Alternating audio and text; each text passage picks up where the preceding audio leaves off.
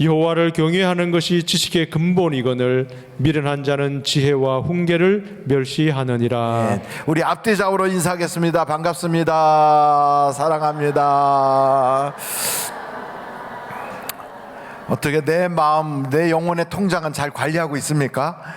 이거는 항상 여러분 포켓에다 넣고 다니거나 핸드백에다 넣거나 성경제에 딱 이렇게 넣어놓고 하면은 너무너무 좋아요. 이번 주에는 저는 얼마나 시간을 했나 오늘까지 보니까 42시간. 그러니까 지난번에 했던 것까지 하면 59시간 반 이렇게 됐어요. 한 2주만 지나면 저도 5,000원짜리 받을 수 있을 것 같아요. 이야, 할렐루야. 어찌됐든 여러분도 관리를 잘 하셔서 행복할 수 있기를 간절히 바랍니다. 오늘은 잠언서를 이제 시작합니다. 시편이 끝났거든요. 지난주에 시편 150편 했잖아요. 그래서 모든 호흡 있는 자마다 다 찬송하라 하는 데까지 했어요. 오늘은 잠언서를 합니다. 잠언서 이게 참 좋은 게 여러분 요즘은 그런 앱도 있더라고요. 핸드폰을 딱 열면 성경 구절 한 절이 딱 떠요. 그러면 그걸 읽었냐고 그럼 딱 표시해요. 읽었다고 하면 그 다음에 이제 확 열려요. 얼마나 좋아요? 읽어야만 열려. 성경 딱 언제든지 핸드폰을 열면 성경 구절부터 딱 떠요. 읽었냐고 해서 딱 예 하고 읽었다 그러면 그 다음에 이제 다 열려. 그 아니고 이제 이게 무슨 말인가 모르겠다. 그러면 이전 앞에 거부터 또 읽게 하고. 그 다음 것까지 감동이 돼서 읽으려면 다음 하면 딱 열려요. 그게 제가 어떻게 그게 깔렸는지 모르는데 어느 날 제가 막 두드리다 보니까 이게 깔렸어. 그래갖고 제가 아주 신령한 핸드폰을 들고 다니는 거 아시죠? 제가 핸드폰이 아주 신령한 핸드폰. 그래서 딱 열면 성경 구절이 항상 나와요. 저도 어떻게 깔았는지 모르고 어떻게 돼서 그게 됐는지 모르는데 여러분도 혹시 연구하다가 그런 게 다 열려지면 좋겠어요. 그래서 여러분들도 항상 핸드폰을 딱 피면 성경 구절부터 딱 나오도록 가서 목매어 죽어라 이런 거 말고 거기에 좀 성경 구절 좋은 게 많잖아요. 보면 저런데 잠언서가 딱 나와요. 제가 딱 잠언서 한 절 한 절씩 이렇게 핸드폰 열 때마다 한 절, 그 다음에 읽었다 그러면 그 다음에 열 때는 그 다음 절이 딱 떠요. 야, 얼마나 좋은 세상이 됐는지 성경을 안 보고 싶어도 볼 수밖에 없도록 그렇게 만드시는 참 좋은 시대가 됐어요. 오늘 이 말씀 7절 말씀이에요. 잠언서 1장 7절 같이 한번 읽어보실까요? 시작. 여호와를 경외하는 것이 지식의 근본이거늘 미련한 자는 지혜와 훈계를 멸시하느니라. 아멘. 잠언서는요 솔로몬이 썼다 이렇게 말하지만 솔로몬만 쓴 게 아니고 예수님 오시기 1000년 전에 솔로몬 시대부터 시작해서 약 300년 동안 기록한 거예요. 그러니까 한 사람이 쓴 게 아니에요. 여기 성경 쭉 보다 아굴의 잠언 무슨 뭐 또 다른 사람 무슨 왕의 잠언 이런 것들이 이렇게 들어가 있어요. 그래갖고 그 잠언서가 여기서 시작하면 이제 뒤에 여러분들이 잠언서 다 끝날 때쯤 되면 이게 300년 동안 기록한 거구나. 300년 동안 쓴 것을 모아서 딱 놓은 거예요. 근데 그 첫 페이지에 첫 번째 거기에 나오는 대표적인 구절을 딱 꼽으라면 여호와를 경외하는 것이 지식의 근본이다. 저 안양 쪽에 집회하기 위해서 가다 보니까 그 학교 이름을 제가 기억을 못 하겠는데 학교 담에다가 썼어요. 여호와를 경외하는 것이 지식의 근본입니다. 이렇게 학교 담에다가 그걸 써놨더라고요. 어느 미션 스쿨 그런 사립학교인 것 같아요. 근데 여러분 세계적인 대학들을 보면 여러분이 알고 있는 세계적인 대학이 어떤 학교가 있을까요? 하버드 대학, 예일 대학, 또 옥스퍼드 대학 뭐 이런 대학이죠. 그런 대학이 어떻게 시작했을까? 뭐부터 시작했을 것 같아요? 교회에서 시작했어요. 그래서 신학과가 있어요. 하버드 대학도 신학과부터 시작했어요. 하버드라고 존 하버드라고 하는 목사님 이름으로 교회가 그 학교가 세워진 거예요. 그러니까 대단하죠. 뭐 예일 대학도 거기도 신학과가 있어요. 그리고 뭐 스탠포드 대학 거기도 신학과가 있어요. 다 신학과에서부터 시작해요. 그 뭐 옥스퍼드 대학이 세계에서 제일 오래된 대학이 어딘가 찾아봤어요. 여러분 세계에서 제일 오래된 대학이 어딜 것 같아요? 저도 몰랐어요. 이태리에 가면 볼로냐 대학이 있대. 볼로냐 대학. 그게 세계에서 제일 오래됐는데 지금부터 1000년이 더 이상 됐더라고요. 1000년 이상. 근데 그 대학교에도 처음 시작할 때 신학과부터 시작했어요. 그러니까 하나님의 말씀을 배우는 거로부터 시작해서 지금 그런 학교들이 세워진 거예요. 그래서 세계에서 제일 오래된 대학이 볼로냐 대학, 두 번째가 옥스퍼드 대학, 세 번째가 케임브리지 대학. 다 들어봤죠? 그럼 네 번째는 스페인에 있는 살라망카 대학, 거기도 신학과가 있어요. 그리고 다섯 번째는 파도바 대학, 이태리에 있대요. 거기도 신학과가 있대요. 그러니까 이런 대학들, 세계적인 대학들이 다 어디서부터 시작하냐면 성경 공부하는 것부터 시작이 되는 거예요. 옥스퍼드 대학에는 38개의 그런 그 학부 같은 게 이렇게 있는 거죠. 우리로 말하면 인문과학부, 무슨 그 의과대학, 무슨 대학 이렇게 있는 것처럼 38개의 대학 이렇게 있는데, 그 중에 가장 핵심이 되고 그 중에서 가장 전공 과목이 많은 그 중요한 부서가 그 대학의 그게 칼리지가 뭐냐면 크라이스트 처치 칼리지래요. 옥스퍼드 대학 안에. 그 크라이스트 처치 칼리지면 뭐예요? 영어를 제가 잘 못해서 발음이 나빠갖고 못 알아들으셨죠? 제가 보니까 여기 다 앉아 계시는 분들이 영어 발음을 정확하게 미국식으로 했으면 알아들었을 텐데, 제가 참 그 공부를 어디서 조그만 방에서 해갖고 그 방을 벗어나면 영어가 안 돼. 그래가지고 이 발음이 안 좋아요. 그래서 크라이스트 처치 칼리지, 그리스도 교회 대학, 그게 옥스퍼드 대학의 최고 큰 학부래요. 이거 이상하잖아요. 그러니까 그런 모든 교육들이 다 어디서부터 시작했다? 말씀 공부하는 데서부터 시작됐어요. 그러니까 우리나라에도 현대식 대학, 우리나라의 제일 오래된 대학은 성균관 대학일 거예요. 아마 태조 이성계 때 세웠으니까. 근데 그건 이제 근현대 옛날 고대식으로 돼 있고, 현대식으로 이루어진 대학들은 다 아시는 것처럼 이화여대, 배재대학, 그리고 연세대학교, 이런 대학이에요. 그게 현대 대학에서 제일 먼저, 그리고 카톨릭 대학교, 이런 데가 1800년 초반기부터 이렇게 시작이 됐거든요. 그래서 어찌됐든 우리나라에도 대학이 보면 기독교 대학으로부터 시작이 됐다. 교회에서부터 시작했다. 그래서 이걸 쭉 보다 보니까, 야, 하나님 말씀대로 성경 말씀을 배우는 것이 그게 교육의 시작이구나. 여러분, 학교에서 배우는 그 지식을 가지고 세상을 살아가기에 흡족할까요? 아니면 좀 부족할까요? 흡족하지요. 애들 그러니까 교회 가지 말고 공부하라고 그러지 않아요? 어떤 분은 그 얘기를 하더라고요. 엄마가 권사님인데 교회 갔다고 매 맞았대.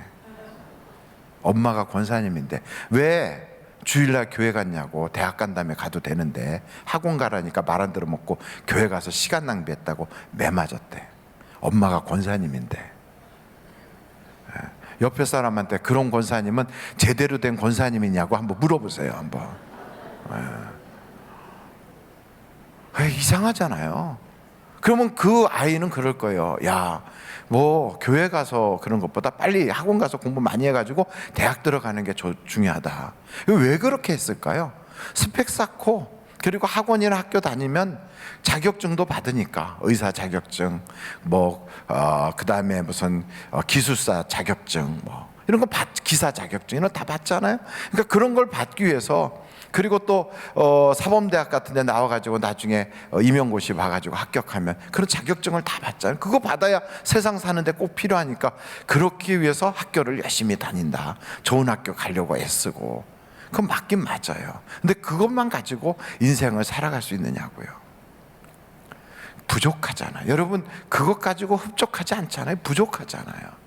그래서 세상을 살아가는데 학교 공부라든지 학원에서 배우는 것만 가지고는 부족하다. 그래서 사람들은 어디서 배우나 봤더니 인간관계를 통하여 지식과 지혜를 얻을 때가 참 많아요. 그래서 가정에서 부모의 가정교육, 그리고 사람들과의 관계를 통하여 배우는 지혜, 이런 것들이 아이들로 하여금 세상을 살아가는 해안을 갖게 하거든요. 근데 여러분, 그것만 가지고도 되는가? 그렇지 않아요. 그러니까 성경을 딱 보다 보니까 요셉, 다윗 이런 인물들. 여러분, 요셉은 16살 때인가 아버지 심부름 갔다가 납치돼 가지고 해외로 팔려갔어요. 인신매매범에 걸려 가지고. 근데 그 인신매매범이 누구였어요? 말씀하기 싫어요? 다시 한번 여쭤볼게요. 처음부터 다시 할까요? 그 요셉은 16살 때 아버지 심부름을 갔다가 인신매매범에 잡혔어. 그래가지고 팔려서 애굽으로 그 노예로 끌려갔어요. 그 인신매매범이 누구예요? 형들이었어요. 그러니까 가까운 사람이 원수야. 보면 항상. 여러분, 라이벌은 어디에 있어요? 멀리 있어요? 가까운 데 있어요? 가까운 데 있어요. 같은 회사에 라이벌이 있고, 같은 학교에 라이벌이 있고, 같은 대한민국 사람 중에 라이벌이 있는 거죠. 뭐 그리고 인간들끼리 라이벌이지 사람하고 개하고 라이벌 됩니까? 안 돼요. 그러니까 항상 가까운 사람이 라이벌이다. 가까운데 바로 그 여기 보니까 이 요셉, 그 가까웠던 형들이 그를 팔았어요. 그래갖고 부모 곁을 떠났어요. 그러니까 세상 말로 말하면 부모 찬스가 없는 거예요. 그는 돈도 없어요. 부모가 도와줄 만한 여건도 안 돼요. 그런데 이 요셉은 굉장히 지혜로웠어요. 나이 30이 돼가지고 바로 앞에 딱 섰을 때 바로가 그를 보고 깜짝 놀란 게, 어떻게 이렇게 똑똑하냐, 어떻게 이렇게 지혜롭냐, 깜짝 놀란 거예요. 그리고 바로만 그렇게 놀란 게 아니라 바로 옆에 있는 대신들도 이야, 이런 지혜로운 사람을 만나기가 힘들다 그래요. 그러면 요셉은 어느 대학 나왔어요? 어떤 사람이 그러더라고요. 보디발 대학 나왔어요 그러더라고요. 요셉은 대학 나온 데가 없어요. 그럼 요셉은 가정교육을 잘 받았을까요? 일찍이 부모 곁을 떠났어요. 그러면 요셉이라는 사람이 어떻게 이렇게 지혜로워졌을까? 여러분, 창세기를 보니까 요셉에 대한 이야기가 거기에 나오는데, 창세기 41장 한번 찾아보실까요? 38절로 41절. 38절로 41절 같이 한번 읽어보겠어요. 시작. 바로가 그의 신하들에게 이르되, 이와 같이 하나님의 영에 감동된 사람을 우리가 어찌 찾을 수 있으리요 하고 요셉에게 이르되, 하나님이 이 모든 것을 내게 보이셨으니 너와 같이 명철하고 지혜 있는 자가 없도다. 너는 내 집을 다스리라. 내 백성이 다 내 명령에 복종하리. 내가 너보다 높은 것은 내 왕자뿐이니라. 바로가 또 요셉에게 이르되, 내가 너를 애굽 온 땅의 총리가 되게 하노라. 그런데 이 일을 할 때 37절을 보세요. 거기에 창세기서 41장 37절 같이 한번 읽겠어요. 시작.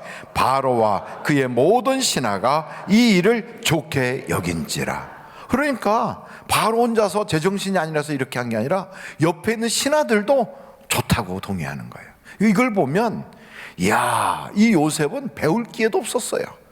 부모로부터 가정교육 받는 그런 기회도 없어요. 노예였어요. 그리고 학교도 제대로 나온 적이 없어요. 그런데 이 사람이 어떻게 이렇게 사람들의 마음을 확 살 만큼 지혜로웠을까? 하나님의 영이 그와 함께 한 거예요. 하나님의 영이 그를 붙잡은 거예요. 성경에 보니까 다윗도 그래요. 다윗도 다 아시는 것처럼 다윗은 부모님이 나를 버렸다 할 만큼 부모 사랑을 제대로 못 받았어요. 집안도 불우했어요. 그리고 가정 형편이 그런 상태에서 형들이 그를 도와주지도 않았어요. 참 외롭게 자랐어요. 그런데 다윗이 어떻게 이야기가 나오냐면, 여러분 사무엘상 한번 찾아보실까요? 사무엘상 18장 5절. 사무엘상 18장 5절 같이 한번 읽어보겠어요. 시작. 다윗은 사울이 보내는 곳마다 가서 지혜롭게 행하며 사울이 그를 군대의 장으로 삼았더니 온 백성이 합당히 여겼고 사울의 신하들도 합당히 여겼더라. 그러니까 여러분, 백성들이 보기에도 저 사람 저기다 세운 거 마땅해, 잘했어, 이렇게 했다는 거예요. 거기다가 이미 사울의 신하로 있었던 사람들도 다윗을 군대의 장, 요즘으로 말하면 뭐가 될까요? 국방부 장관이나 뭐 합참의장이나 이런 높은 고위직이죠. 그런 자리로 딱 하면 옆에서 분명히 아유 왕, 아유 아닙니다. 쟤는 너무 파격적 인사예요. 그리고 신분이 좀 그렇잖아요. 아무리 그래도 그렇지 뭐가 부족하잖아. 이렇게 얘기가 나와야 되는데 아무도 그런 사람이 없어요. 보니까 너무 탁월해. 너무 지혜로워.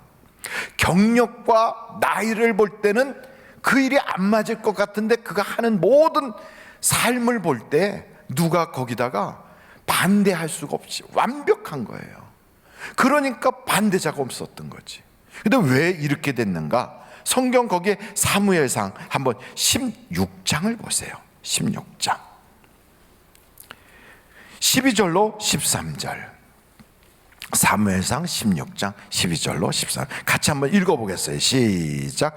이에 사람을 보내어 그를 데려오매 그의 빛이 붉고 눈이 빼어나고 얼굴이 아름답더라. 여호와께서 이르시되 이가 그니 일어나 기름을 부으라 하시는지라. 사무엘이 기름 뿔병을 가져다가 그의 형제 중에서 그에게 부었더니 이날 이후로 다윗이 여호와의 영에게 크게 감동되니라. 사무엘이 떠나서 라마로 가니라. 그러니까 다윗도 보니까 여기 뭐가 있어요? 여호와의 영에 크게 감동이 되더라. 하나님의 성령이 그를 붙잡고 있어요. 그랬더니 이렇게 탁월한 거예요. 이야, 요셉도 성령이 붙잡으니까 탁월하더니 다윗도 그러네. 그러니까 요셉이나 다윗이나 공통점이 있다면 부모 찬스가 없어요. 요셉도 그렇고 다윗도 그래요. 뿐만 아니고 집안에서 누가 도와주는 사람 정도가 아니라 아예 가진 재산도 없어요.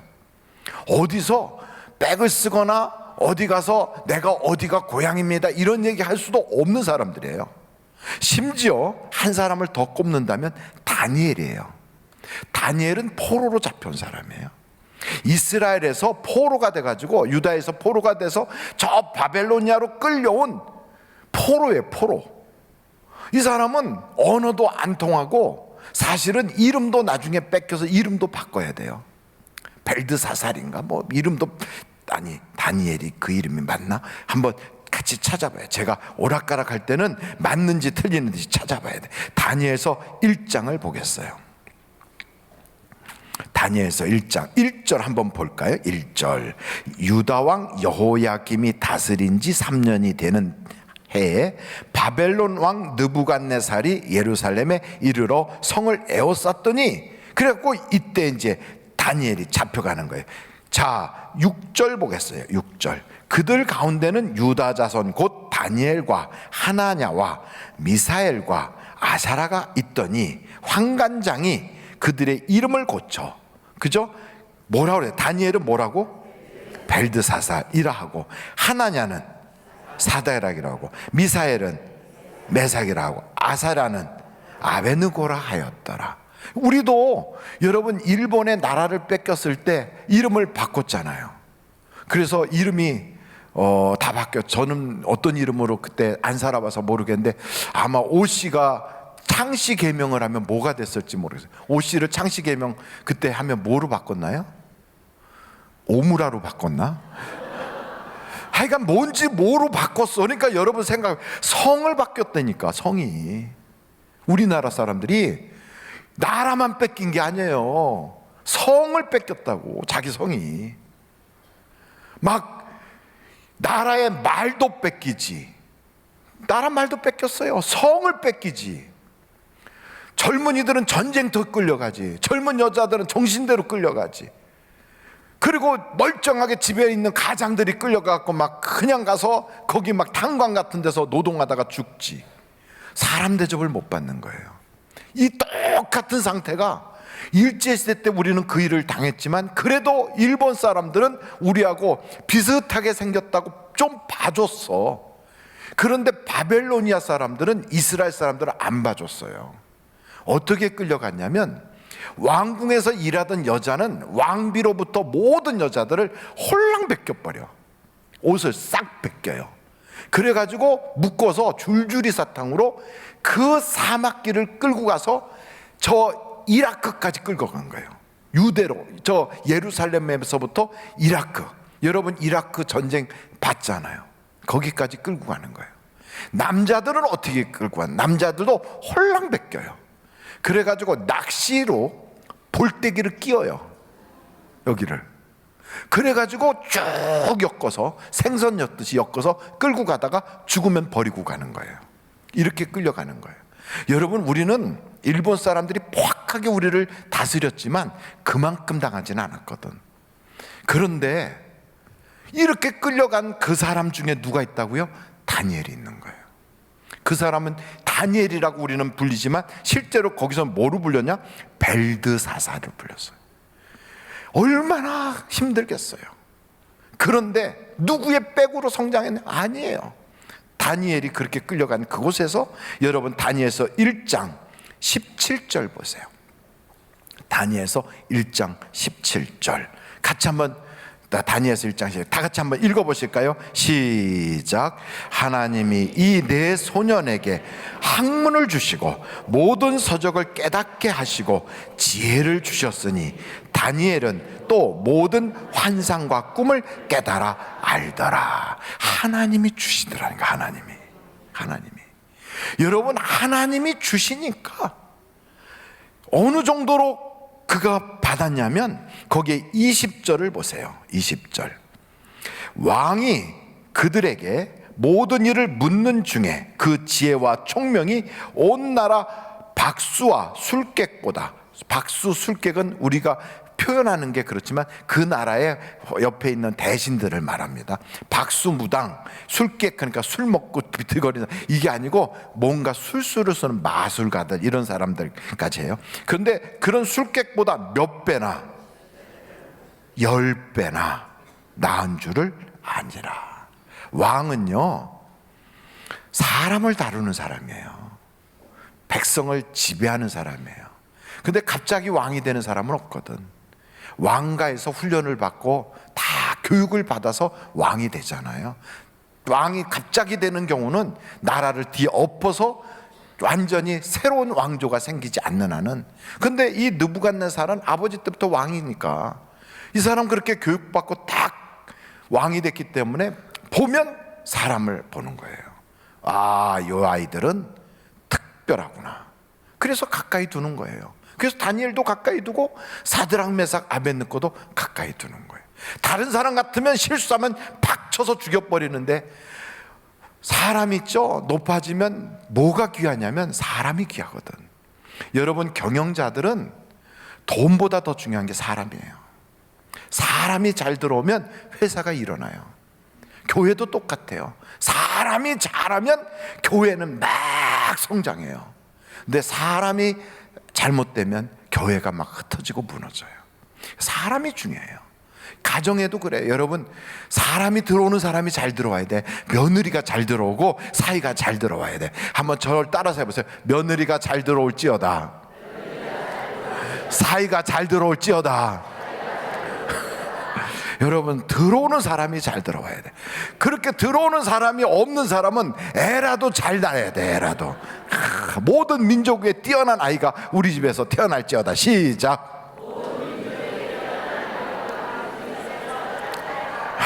이미 낳았어. 이제는 더 이상 낳을 것도 없어. 그러면 어떻게 해야 돼요?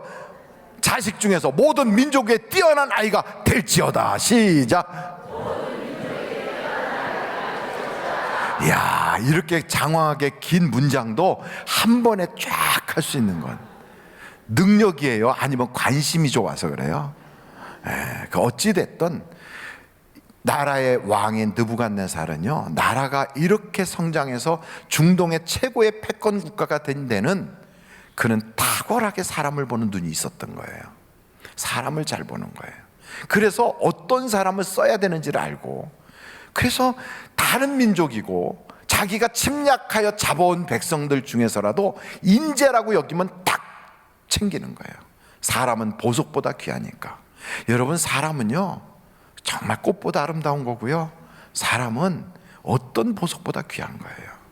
그걸 귀한 걸, 그 가치를 알아주는 분이 누구냐? 하나님이세요. 하나님은 우리를 얼만큼 알아주시냐면, 우리가 장애인인데도 또 때로는요, 죄가 있는데도, 우리가 아직 미련한데도 우리를 어느 정도로 여기시냐면, 이 세상의 모든 우주를 다 주고도 살 수 없을 만큼 귀한 존재로 알아요. 천하보다 귀하대요. 천하보다. 하나님은 우리를 그렇게 귀하게 여기세요. 그러니까 여러분 자신을 하찮게 여기지 마십시오.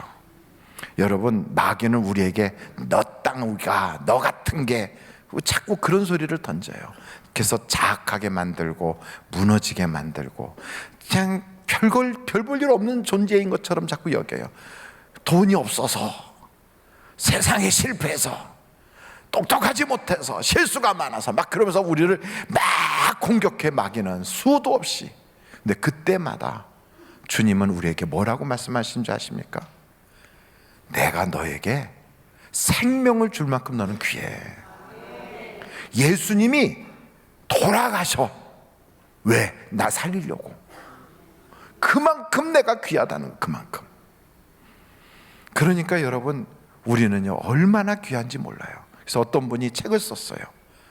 이남아 목사님이 쓴 책인데, 예수님 짤이, 우리가 얼마나 큰 가치를 가졌는지 예수님 짤이래요. 여러분 옆에 있는 분한테 예수님 짤인 걸 몰랐어요. 시작. 예수님 짤인 걸 몰랐어요. 우리가요 예수님 짤이에요. 예수님 짤이 그러니까 너무 가치가 없어 보이죠? 예수님의 값어치만큼 귀한 존재예요. 예수님의 그만큼 귀한 거예요. 왜요? 예수님을 주고 여러분을 샀으니까. 그래서 우리가 그 가치가 있는 거예요. 그러니까 세상에 사람을 귀하게 여기는 것이, 그게 제대로 된 집안이에요. 그래서 집안에서도 여러분, 아이들 학대하는 언어로 쓰지 마세요. 우리 아이들은 세상을 바꿀 아이들이에요. 우리 아이들이 이 세상의 소망이에요. 우리 아이들이 이 세상에 하나님이 특별히 보낸 하나님의 대사들이라고.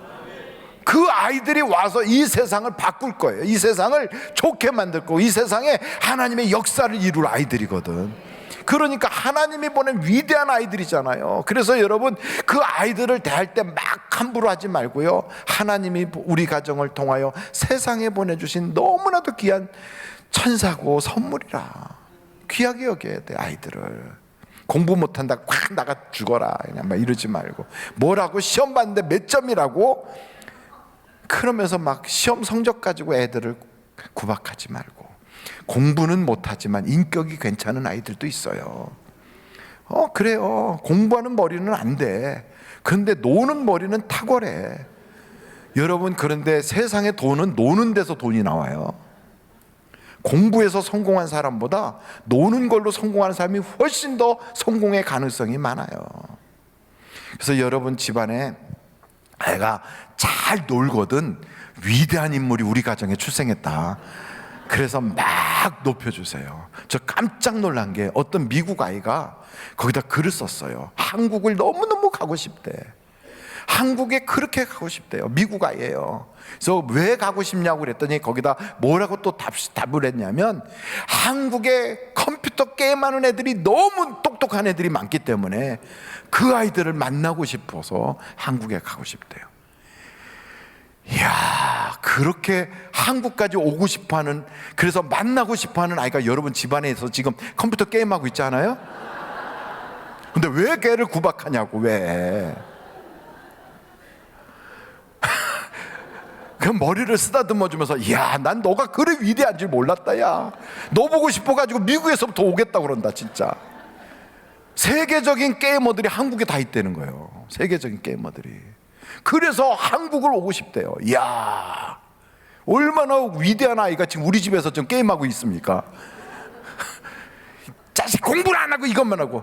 공부 1등 해봤자 앞으로 뭐 될까? 공부 1등 해봤자 반에서 1등 하는 것 가지고 여러분 세상에 나가서 명함 내밀 수 있는 줄 아십니까? 어림도 없어요. 반에서 1등 해도 명함 못 내밀어요. 전교에서 1등 하면 될까요? 안 돼요. 전국에서 1등하면, 그 전국에서 1등하는 애들끼리 모여가지고 거기서 10년 내에 나올까 말까 하는 인물이 하나가 나오면 걔가 그 다음에 나머지 애들 다 밑에다가 누르고 혼자서 대장 노릇하고 있어요. 그러니까 공부로 성공하는 확률은 0.1%도 안 돼요. 근데 노는 걸로 성공한 확률은 무지 많아요. 무지 많아요. 왜냐하면 벌써 3만 불 이상이 되면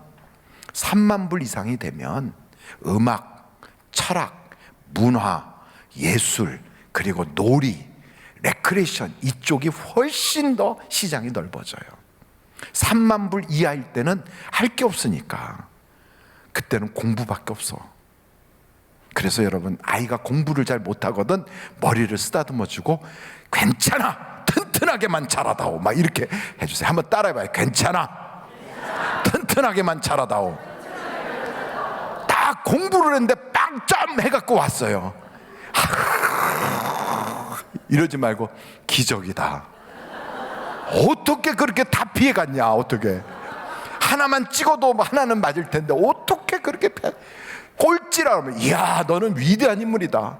왜냐하면 꼴찌가 여러분 쉬운 줄 아십니까? 반에서 꼴찌하는 거 되게 어려워요. 왜냐하면 워낙에 공부를 안 하는 애가 있어도 걔보다 더 못해야 되니까. 꼴찌 쉽지 않아요. 그러니까 여러분, 그냥 놔두세요. 공부하기 싫다 그러면 집에서 놀라고 그러세요. 아니 목사가 저렇게 대책도 없이 너무 저러는 거 아니에요? 아니에요. 집에서 부모하고 잘 놀고 그리고 사랑 잘 받고 격려받으면 EQ가 높아져요. 창의력이 생겨. 학벌이 주도하던 세월은 지나갔어요. 학벌이 주도하던 세상은 끝났어요. 이제는 창의력 있는 사람이 세상을 지배해요. 학벌 없어도 사업할 수 있어요. 사업하는데 여러분 이력서 가져갑니까? 안 가져가요. 게임 프로그램 만들어 가지고 쫙 올릴 때 이력서 필요합니까? 필요 없어요. 게임 재밌으면 되는 거예요. 음악 딱 발표할 때 이력서 필요합니까? 아니에요. 음악이 괜찮으면 아이들이 따라 부르다가 좋다고 해서 거기로 쫙 모여요. 잘 노는 애가 성공하게 돼 있어요. 잘 놀아야 돼요. 그림도 이제 잘 그리고 집에서 잠도 너무 많이 자는 애들, 걔는요 상상이 너무 많아가지고 하나님한테 직통계시 받느라고 지금 못 깨나고 있어. 괜찮아요. 그런 분들은 오늘부터 당장 감사헌금을 팍팍 올리세요. 감사로 하나님께 올리면 역사가 일어나요. 할렐루야. 정말로 왜 자꾸 과거에 묶여 있습니까? 부모 세대의 머릿속에 들어있는 세상에 대한 모든 관심사항은요 2만 불 시대의 생각으로 묶여 있어요. 농사질 때 수준으로 묶여 있어요. 3차 산업이 최고일 때의 수준으로 묶여 있어요. 그때의 직업은 이미 다 끝났어요. 지금 다 지나갔어요. 이제는 없어질 직업이 너무너무 많아요. 그런데 지금도 부모는 자꾸 그쪽으로 하라고, 판검사대라고 그러고 막 그러고. 없어질 직업들 쫓아가지 마세요. 영원히 없어지지 않을 직업 하나를 소개해 드릴게요. 영원히 없어지지 않을 직업 한 개가 아니라 2개인데, 첫째 목사. 목사는 절대 없어지지 않는데요. 난 얼마나 참 직업을 하나님이 잘 택하게 해주셨는지. 2번째 있어요. 주부. 주부는 없어지지 않는데요. 주부. 그러니까 여러분 주부인 거를 얘야 앞으로 너는 좋은 주부가 되어라. 딸들한테 그러세요. 없어지지 않을 직업이에요. 그러니까 쓸데없는 데다 마음 쓰지 말고 하나님의 영이 감동하면 어떤 분위기 속에서도 특출날 수 있어요. 특출날 수 있어요. 정말 그래요. 정말 하나만 잘해도 그것 가지고 세상을 바꿔요. 세상을. 여러분 일제시대 때 저 무슨 뭐 밀가루 돌리고 삼성 만들고 막 그랬을 때 이병철이나 이런 분 볼 때 동네 사람들이 쓸데없는 짓 한다고 안 그랬겠어요? 현대 그 정주영 씨가 처음에 소 끌고 다니고 집에서 소 도둑질해 갖고 나가고 그럴 때 아이고 참 저런 호로 자식이냐고 못된 놈이라고 막 안 그랬을까요? 그런데 세상은 그 당시의 세상만 보고 있는 사람은 미래를 못 만나요. 미래는 노는 사람이 잡게 돼 있어요. 그래서 여러분 목사가 괜히 없는 소리 웃기자고 하는 소리가 아니라 모든 베스트셀러 책들을 보세요. 책도 요즘은 종이책을 안 보잖아요. 책도 종이책을 안 봐요. 전자책을 봐요. 참 그런 시대가 됐어요. 앞으로는 이제 여러분 그런 전자책을 보는 것 정도가 아니라 TV를 몸으로 이렇게 입고 다닐 때도 와요. 이제 지금 거의 오고 있잖아요. 탁탁 접어서 포켓 속에다 넣었다가 필요하면 꺼내갖고 쫙 펼쳐서 보는 시대가 오잖아요. 그러고 오고 있어요. 근데 그런 시대의 사고방식은 여러분 지금 여러분의 집에 있는 아이들이 그걸 가지고 나온 거예요. 우리는 아날로그 시대의 머리를 가지고 살고 있고 우리 다음 세대의 신인류가 지금 온 거예요. 신인류가 그 아이들을 나의 가치관으로 내 생각으로 억압하지 마라 이 말이에요. 하나님이 보낸 위대한 인물들이 여러분 집에서 자라고 있어요. 그래서 여러분 막 칭찬하세요. 막 그리고 막 격려해 주세요. 무조건 사랑하세요. 그러면 사랑은, 칭찬은 아이들의 미래를 확 열어놓을 거예요. 부모가 지금 내 생각으로 꽉 아이들을 억압해버리면 그러면 그 아이는 미래를 닫아버려요. 절대 그러지 말아야 돼요. 여기 오늘 성경을 우리가 보면서 요셉, 다윗, 다니엘 모두가 다 동일한 것이 있다면 하나님의 성령이 그를 꽉 잡아주니까 이렇게 위대한 인물이 되잖아요. 그럼 여러분 이 성령의 역사는 어떻게 시작되는가? 오늘 여기에 잠언서 1장 7절을 한번 보시겠어요? 잠언서 1장 7절 같이 한번 읽어보세요. 시작. 여호와를 경외하는 것이 지식의 근본, 미련한 자는 지혜와 훈계를 멸시하는. 그러니까 여호와를 경외하면 지혜와 훈계가 오는 거예요. 여호와를 경외하지 않으니까 지혜와 훈계가 안 오는 거예요. 그러면 경외가 뭐냐? 경외는 말하는 게 아니에요. 내가 말이야 성경 지식을 잘 알아. 하나님은 이런 하나님이셔. 그리고 내가 성경을 똘똘똘 안다고 그게 경외냐? 아니에요. 성경 창세기를 딱 보니까 창세기서 22장에 아브라함이 등장합니다. 근데 아브라함한테 하나님이 아브라함아, 너 내가 지시할 곳으로 내 아들 혼자 있는 독자 있지 않냐, 그 이삭을 데리고 가서 내가 지시할 땅에서 번제로 드려. 그 이야기를 딱 들었어요. 드려야 돼요, 말아야 돼요? 고민이 되겠죠. 근데 아브라함은 순종을 해. 데리고 가요. 아침 일찍부터 장작 다 패가지고 종들하고 같이 갔어요. 어느 정도 딱 갔더니 하나님이 감동을 줘. 저 산이다. 네. 아브라함이 알았어요. 아, 저 산이구나. 그게 모리아 산이었어요. 자기 종들 보고 여기 있으라고 그래요. 그리고 아들만 붙잡고 가요. 내가 갔다가 아들하고 같이 돌아올게. 여기 기다려. 그리고 가는 거예요. 아들이 이제 가면서 생각해 보는 거예요. 이상하네. 불도 있고 나무도 있고 장작도 있고 불도 있고 다 있는데 아니 재물이 없어. 그러니까 아들이 묻는 거예요. 아버지, 참 이상해요. 장작도 있고 불도 있는데요, 재물이 없어요. 재물이. 그랬더니 아버지가 뭐라고 그래요? 너 잡아 죽이랜다 이랬어요? 아니에요. 하나님이 준비하실 거야. 그러고 가요. 그래갖고 모리아산에 딱 올라갔어요. 그래갖고 이삭아, 내가 재물이다. 하나님이 너를 재물로 드리래. 그래가지고 이삭이를 딱 눕혀놓은 거예요. 그리고 칼을 딱 들었어. 진짜로 찌르려고 하는 그 순간에 얼마나 급했는지 하나님이 아브라함아, 아브라함아 두 번을 불러요. 그리고 손을 딱 붙잡아서 못하게. 그러고 나서 하시는 말씀이 있어요. 이제야 내가 나를 경외하는 줄을 알았다. 이야, 이 경외가 이거예요. 경외가. 우리는 믿습니다 이래. 믿습니다.